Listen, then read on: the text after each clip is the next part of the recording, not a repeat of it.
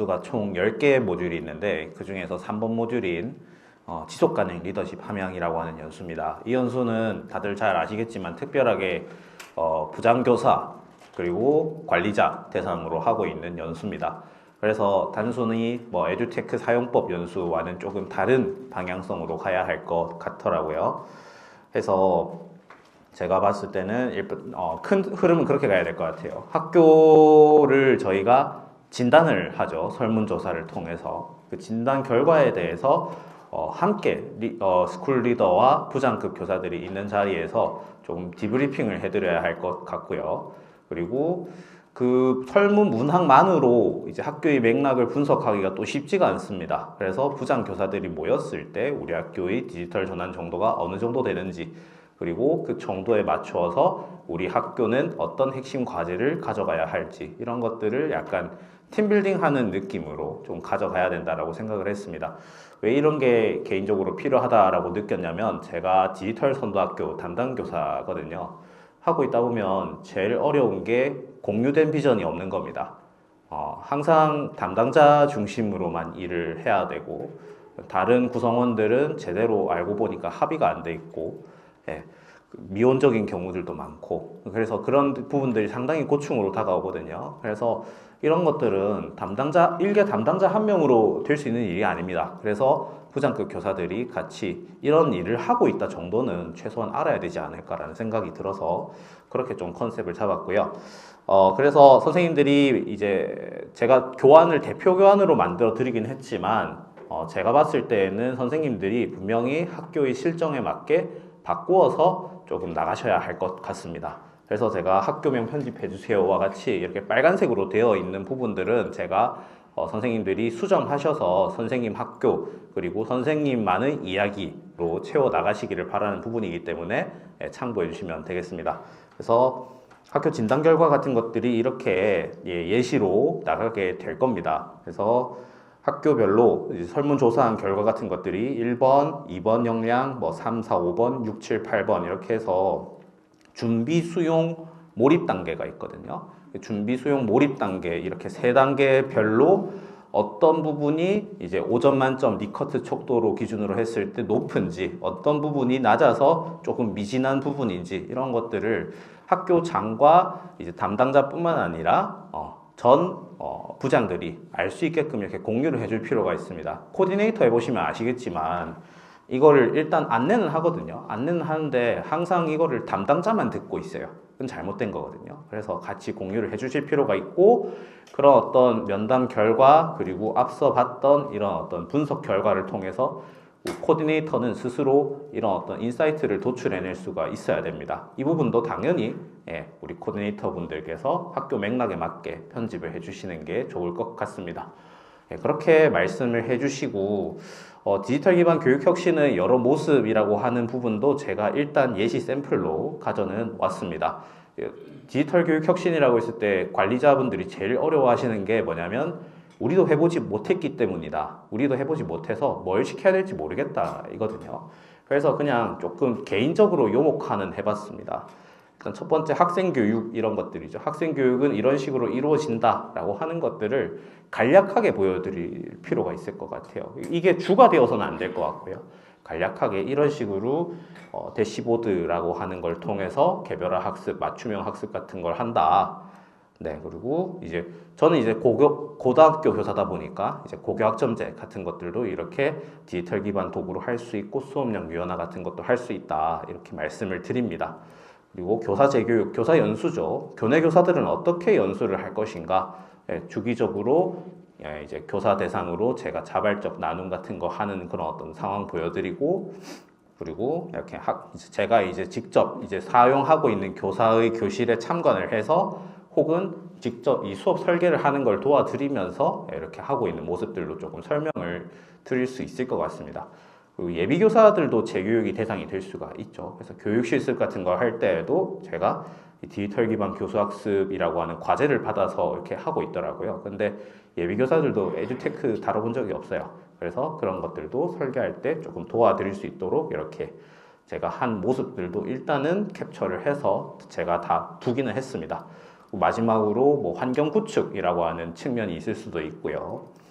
네, 일단은 이거는 제 사례입니다. 제 사례이기 때문에 제가 봤을 때는 선생님들 학교의 사례 같은 거라든지 인근 학교, 이 학교 급에 맞게끔 좀 바꾸실 필요가 있지 않나라는 생각이 듭니다. 전 어쨌거나 대표 교환을 만든 사람이지만 고등학교 교사이기 때문에 고등학교 맥락에 맞을 겁니다. 그래서 초등학교 맥락에 맞게 바꾸어 주시거나 실정에 맞게 조금 디지털 기반 교육 혁신 사례는 조금 바꿀 필요가 있지 않나라는 생각을 하고 있습니다. 네, 그래서 이런 얘기들 이런 식으로 한다라고 얘기를 드리고 이제 우리 학교의 디지털 전환 정도는 어느 정도인데?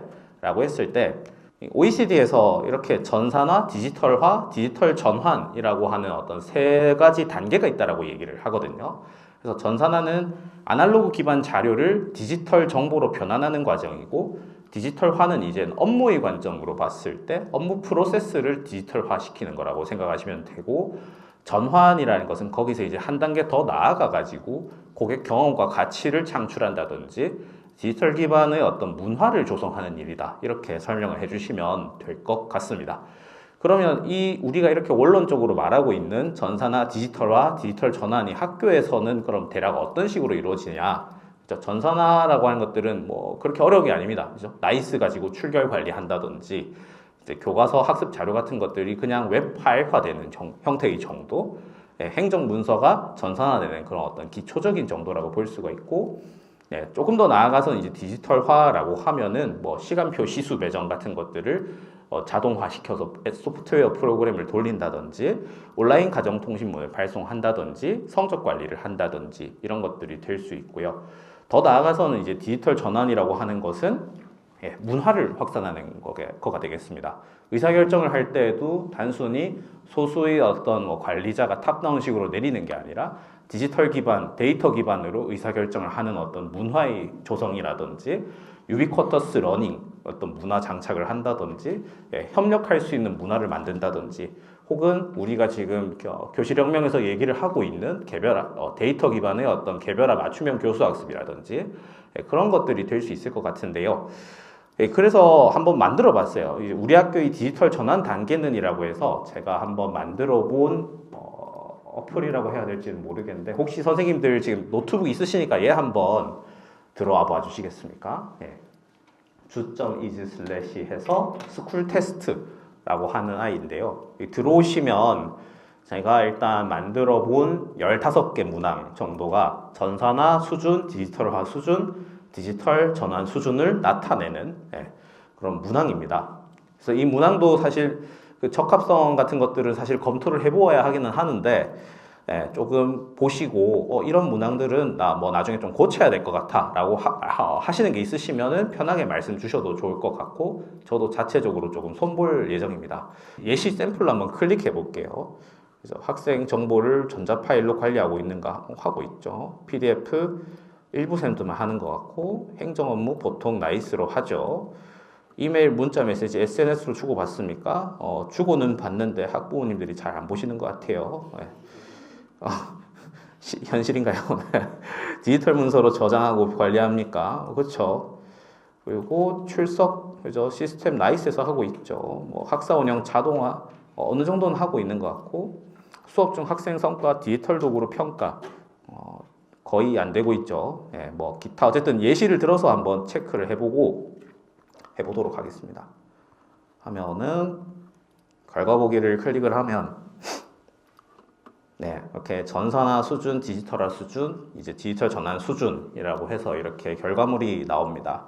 그래서 왼쪽에 있는 게 개인 점수고요. 오른쪽에 있는 게 학교 평균 점수입니다. 지금 여기 참여해 주신 선생님들이 계속 응답을 하시면서 이 학교 평균 값이 바뀌고 있는 거죠. 그리고 문항별 평균 점수 보기를 누르면은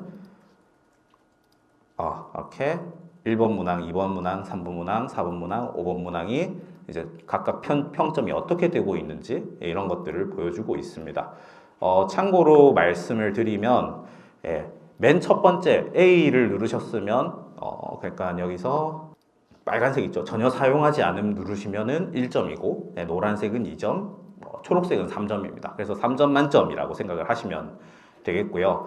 그래서 이거는 제가 봤을 때는 학교별로 일단 나가셔서 사용을 다 하신 다음에 이제 이게 다른 학교랑 겹치면 안 되잖아요. 그래서 다 사용을 하셨으면 데이터 초기화 버튼을 눌러주시면 감사하겠습니다. 데이터 초기화 버튼을 눌러주셔야 뒤에 분들이 앞에 학교랑 이제 데이터가 섞이지 않아서 그 오염이 되지 않겠죠. 네, 그렇게 해주시면 되겠고, 지금은 제가 그냥 누를게요. 그래서 이거 하실 때 주의하실 점은 네, 선생님들한테 이거 제발 누르지 말아달라고 해주세요. 아시겠죠? 그래서 이건 저만 누를 수 있어요. 이렇게. 이것도 제가 개발도 전혀 할 줄 모르는데 코딩 가지고 코딩 해달라고 해서 겨우겨우 만들었습니다. 그래서 그렇게 봐주시면 될 것 같고요. 그래서 그런 점수들의 결과를 가지고 우리가 보아야 할 것은 무엇일까? 네. 각자가 생각하는 디지털 전환이라든지 전산화 정도라든지 디지털화 정도가 다를 수가 있고요. 그리고 방금 전에 그런 문항들 중에서 우리에게 유독 취약했던 그런 문항들이 있었을 것 같습니다. 그리고 그뿐만 아니라 코디네이터가 자체적으로 분석해준 결과들도 있을 거고요. 그럼 결과들 혹은 뭐 설문조사 결과, 리커트 적도 점수 이런 것들을 종합적으로 좀 판단을 해서 학교에 필요한 것이 무엇일지 핵심 과제 3개가량을 도출해 보게끔 해주시면 좋을 것 같습니다. 뭐 이때는 네, 제가 굳이 뭐 이런 것까지 방법론을 제시하진 않았지만 네, 각자가 가지신 어떤 생성형 AI 도구 같은 것들을 활용한다든지 하셔서 수강생 스스로가 도출할 과제를 수렴해서 과제를 만들어 보게끔 하는 것도 네, 좋을 것 같습니다. 뭐 기법은 다양할 것 같아요. 디자인 띵킹 같은 게 있을 수도 있고 아니면 뭐 굳이 에듀테크를 말씀을 드린다면은 뭐 캔바 화이트보드 같은 걸 활용해가지고 뭐 이렇게 스티킹 하는 그런 식으로 한다든지 그렇게 하면 될 것 같고, 그 다음에는 이제 이 핵심 과업들을 달성하기 위한 어떤 세부 과업 같은 것들도 조금씩 이렇게 마련을 해보게끔 하면 좋을 것 같습니다. 이 과제를 세분화하는 과정도 사실은 제가 구체적인 방법론을 넣지는 않았어요. 그래서 핵심 과업 3개가 있으면 세부 과업도 그 내에서 1, 2, 3번 혹은 뭐 더 원하시면 하셔도 되는데 제가 좀 이따가 보여드릴 이 도구는 이제 세부 과업 9개를 기준으로 할 수 있는 도구로 만들었거든요. 그래서 그런 것들 좀 감안하셔서 이제 핵심 과업 3개 안에 이제 세부 과업 1, 2, 3, 세부 과업 1, 2, 3, 세부 과업 1, 2, 3 이렇게 한번 만들어 주시면 좋을 것 같아요. 그래서 이렇게 9가지 세부 과업을 만들면 그 과업들 중에서 우선순위를 정하는 걸 한번 제가 생각을 해봤습니다. 그래서 이것도 제가 만들어는 봤는데요. 이건 근데 굳이 들어오지 마시고, 왜냐하면 제가 개발을 했더니 알고 보니까 이미 누군가가 개발을 했더라고요. 멘티미터라는 아이가요. 근데 이게 뭐냐면은 어떤 건지 설명을 드려야 되니까 IPA 매트릭스라고 하는 도구입니다. 선생님들 너무 잘 아시겠지만 그런 게 있죠. 이제 IPA에서 I는 importance고요. P는 performance입니다. 그래서 I는 이제 중요한데 performance P는 안 되고 있다. 이렇게 되면은 가장 시급한 과제가 되는 거죠. 반면에 importance는 너무 적은데 performance는 너무 overperform하고 있어. 이렇게 되면은 과잉이라고 하거든요. 이쪽 4분면에 그 점들이 표시된다라고 생각하시면 됩니다. 그래서 여기 이렇게 4개의 4분면이 있는데요. 선생님들이 이제 과업에 대해서 요구되는 정도는 5점 만점에 5점인데 실제 수행되는 정도는 한 5점 만점에 한 1점인 것 같아. 이렇게 되면은 몇 4분면이 찍힐까요? 이제 제가 수학교사는 아닌데 그냥 여기 편의상 1번, 2번, 3번, 4번이라고 이렇게 몇 번에 찍힐까요? 어렵군요. 1번에 찍히겠죠, 그죠? 네. 그래서 집중되어 있는 곳이 가장 시급한 과제 우선순위라고 생각하시면 되고, 유지 부분이 2번, 저순위라고 하는 것은 중요하지도 않고 실제로 잘 하고 있지도 않다라는 거고요. 여기 4번은 중요하지도 않은데 오버하고 있다는 거죠. 네, 그래서 4번 이렇게 우선순위를 한번 함께 도출하시면 좋을 것 같아라고 해서 제가 이 IPA 매트릭스 분석이라고 하는 것을 만들어 봤습니다. 또 제가 코딩도 할 줄 모르는데 클로드한테 물으니까 1시간 만에 해주더군요. 제출을 해요. 하면 제출됐다 하면서 자동으로 이렇게 데이터화가 됩니다. 근데 알고 보니까 그런 도구가 멘티미터에 있었어요. 뻘짓을 한 거죠.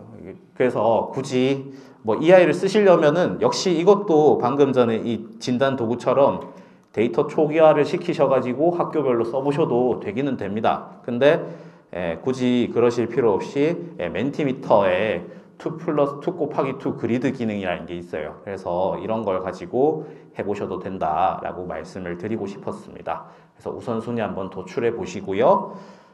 그래서 방금 전에 말씀드렸던 이 IPA 분석에 대해서 좀 쉽게 이해할 수 있도록 만들어 봤고, 그리고 필요한 자원 같은 것들도 한번 같이 한번 생각해 보면 좋겠다라는 생각이 들었습니다. 이제 세부가업들이 있을 텐데 그 세부가업들을 이제 실질적으로 수행할 거면 필요한 것들은 무엇이 있을까? 일단 환경 구축 같은 게 되어야 되겠죠. 그리고 부서 간의 협력 같은 게 있어야 되겠죠. 부서 간 업무 분장이라든지 필요한 개원 수라든지 혹은 이게 이 부서에서만 할 일이 아니라 여러 부서들이 같이 통합되어서 해야 된다라고 하면은 TF팀을 꾸려서 어떻게 할 것인지라든지 그런 부분들을 조금 같이 고려를 해야 될 것 같고, 인적 자원 그리고 제도 재정 같은 것들, 교내 예산이라든지 교회의 어떤 교육청 등의 기관 교부금 같은 거라든지 관련 규정, 행재정적 처리 방식 같은 거라든지, 예를 들어서 그런 게 있어요. 디지털 선도학교를 하다 보면은 이제 하셨던 분은 아시겠지만 분리발주 관련된 이슈 같은 것들이 상당히 많았었죠. 그래서 그 분리발주로 간주를 해서 제가 소프트웨어를 수의 계약하는데 상당히 많은 애를 먹었었습니다. 그런 어떤 구체적인 규정의 어떤 규정을 손보아야 한다든지 그런 관련된 합의들을 조금 하시는 게 중요하다라고 말씀을 이제 격가지로 조금 드리고 싶어서 한번 얘기를 꺼내봤습니다. 어쨌든 관련된 자원을 한번 선생님들이랑 같이 얘기하면서 조금 탐색해 보시면 좋겠고, 참고로 3차시 분량을 했습니다. 근데 느낌은 왜 4차시째를 하는 것 같죠? 일단 마지막 혁신의 장애물을 제거해 보아요 라고 해서 이제 또 이런 얘기도 합니다. 이제 혁신 확산 이론이라고 하죠. 그래서 뭐 퀘스천을 한번 던져보는 거에 좀 쉬었다가 이제 3차시 때쯤 돼서 혁신 확산 이론에 의하면 이노베이터가 전체 구성원이 2.5%, 얼리 어답터가 13.5%, 얼리 머저리티가 34%, 레이트 머저리티가 34%, 레가르드는 이제 가장 마지막에 수용도 하지 않는 사람이거든요. 그래서 16%. 그래서 우리 학교 구성원 수로 봤을 때는 각각이 어느 정도 될 것 같은지 이런 부분들에 대해서도 한번 같이 뭐 Q&A를 하시든 편하게 한번 생각해 보시면 좋을 것 같아요. 그냥 단수 산수를 했을 때 저희 학교 구성원이 50명이거든요. 50명이 2.5%면 1명입니다. 담당자가 되겠죠. 네, 얼리 어답터는 50명이 13.5%면 한 6, 7명 되나요? 근데 웃기게도 제가 이제 거의 1, 2주에 한 번씩 제가 그냥 자율 연수를 하거든요. 그때 오시는 분들이 평균적으로 다 6분 정도 돼요. 네, 신기하죠? 그리고 이것도 한번 생각해 볼 필요가 있어요. 진짜 모두를 변화시킬 필요가 있을까? 어느 정도까지의 이 군집을 변화시켜야 될지 이런 부분들에 대해서도 부장교사와 이제 관리자분들이 있었을 때 같이 조금 어느 정도 협의를 해보면 좋지 않을까 싶습니다. 그렇게 하다 보면은 이 학교 내에서 각자가 생각하고 있는 그 이 얼리 어답터 정도의 어떤 교원들이 명단이 조금씩 비가시적으로 좀 생겨나겠죠. 그래서 근데 문제는 이 과정에서 캐즘이라는 게 생기는 게 문제가 되는 겁니다. 이제 전기 다수 수용자와 얼리 어답터 간의 단절 현상이 발생을 하면 오히려 퇴보가 될 수도 있다는 거죠. 디지털 전환 교육에 있어서 많은 장벽이 생길 수가 있다. 그런 저항과 장애물은 무엇일지, 그리고 그런 저항과 장애물들 중에서 바꿀 수 있는 문제와 바꿀 수 없는 문제는 뭔지, 그리고 바꿀 수 없는 문제에 대해서는 생산적으로 그냥 적응을 해야 될 것 같고, 바꿀 수 있는 문제에 대해서는 그 대안을 제시해야 된다라고 생각을 하거든요. 그런 부분들에 대해서도 한번 얘기를 같이 해보시면 좋을 것 같아요. 제가 다른 학교에서 조금 개인적으로 해봤었던 건데 이런 식으로 하는 거예요. 이제 피그잼 같은 걸로 한번 해봤었거든요. 디지털 교육 혁신에서 찾아야 할 문제를 일단 최대한 나열을 시켜요. 브레인 라이팅을 시키는 거죠. 시킨 다음에 이 중에서 내가 바꿀 수 있는 문제와 바꿀 수 없는 문제를 이렇게 분류를 해보게 해요. 그런 다음에 바꿀 수 없는 문제에 대해서는 우리가 우리 힘으로 바꿀 수는 없는 거니까 그래도 해야 되는 일들이 있을 수도 있잖아요. 그런 거에 적응을 하고 바꿀 수 있는 문제에 대해서는 대안을 제시하는 식으로 해서 어떤 것들이 조금 대안에 있어서 필요할까, 이렇게 약간 해보면 좋을 것 같습니다. 이거 기타 뭐 빨간색 부분으로 되어 있는 것들은 그냥 제가 개인적으로 해본 거기 때문에 시간 관계상 다 말씀을 드리지는 않도록 하겠고, 혹시나 기타 궁금한 거 있으시면 네, 제 이메일입니다. 그래서 이메일로 한번 회신 주시면 네, 감사하겠습니다. 네, 여기까지 말씀드리겠습니다. 감사합니다.